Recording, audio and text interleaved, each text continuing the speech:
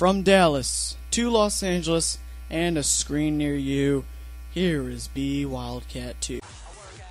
Hello everybody, it's B Wildcat 2 here, and welcome back to the Texas Rangers franchise, episode 4.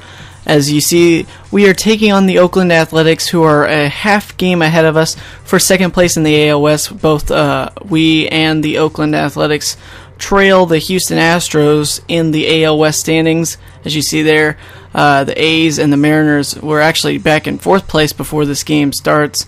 The Angels well out of it right now. But anyway, this is not going to be a full game. Unfortunately, I don't know what happened. My recording stopped after, or well, not even through the sixth inning. And so I'm just going to go ahead and tell you what happened.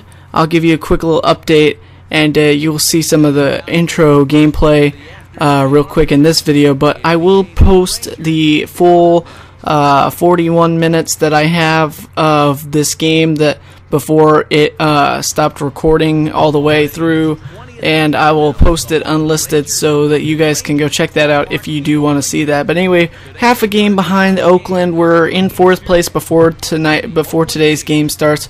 We're looking to sweep the A's, as we've taken the first two already from Oakland, and we're looking to get back we're still under 500, but we would be even closer to 500 if we could get a win. So just a quick little note here, in the first inning, the A's went 1-2-3 in the top of the first inning, and then in the bottom of the first inning, Gerardo Parra hits a leadoff home run and gives the Rangers a 1-0 lead off of Gio Gonzalez. As you see his stats right there, forgot to mention Michael Pineda was on the mound for the Rangers in today's ball game.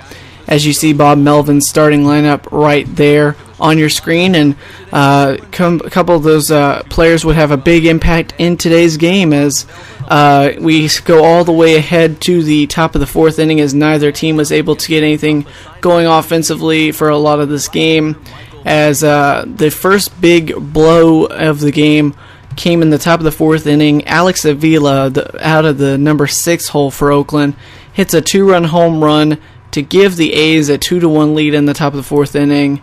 And we will skip ahead.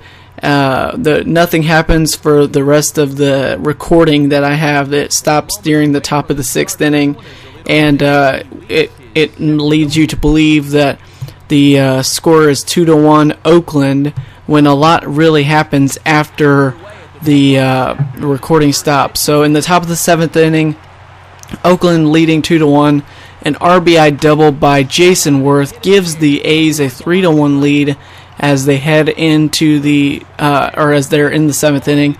Then in the bottom of the seventh inning, the Rangers get one back as Mike Zunino drives home Chris Davis with an RBI single. It's now 3-2 Oakland as we head to as in the bottom of the seventh inning, and we head into the eighth inning, still 3-2 Oakland. We get a great performance by the reliever who came in. I can't remember which reliever we brought in. I believe it was Chris Capuano that we brought in to try to stop or try to keep it a one-run game, and he did that. A great job pitching by Chris Capuano on the day. As in the bottom of the eighth inning, Jay Bruce will hit a game-tying home run into the upper porch in right field, tying the game up at 3 in the bottom of the eighth inning, and setting things up for a ninth inning heroics as Capuano would stay in the ninth inning, trying to get this team to the bottom of the ninth inning where they'll have a chance to win it.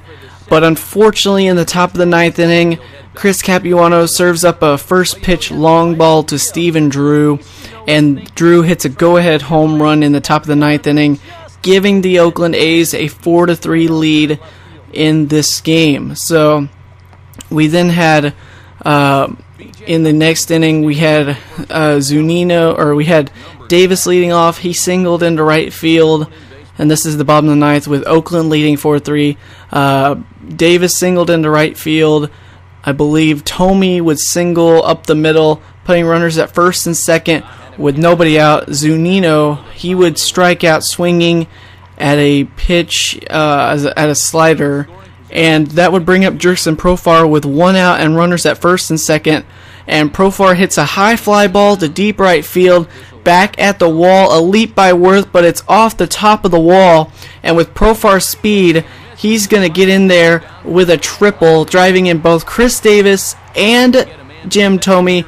A walk-off 5-4 win for the Rangers, as the player of the game was Gerardo Parra. 3 for 4, just a triple shy of the cycle. A great game for Gerardo Parra in a low-scoring affair. One of the weirdest games we've had with this offensive-minded team. We've scored extra inning, or we've scored in double digits both times, or both games before this. So it was kind of weird going out against Gio Gonzalez and playing a pitcher's duel and only having like 3 runs through 6 innings total. As then after the 6th inning, it really started to score. The scoring really started, as it was like 6 runs combined in the last 3 innings of play. So a great game for the Rangers. They come back to win 5-4 practically in their last at bat in the bottom of the 9th on a walk-off triple by Jurickson Profar, driving in 2 runs.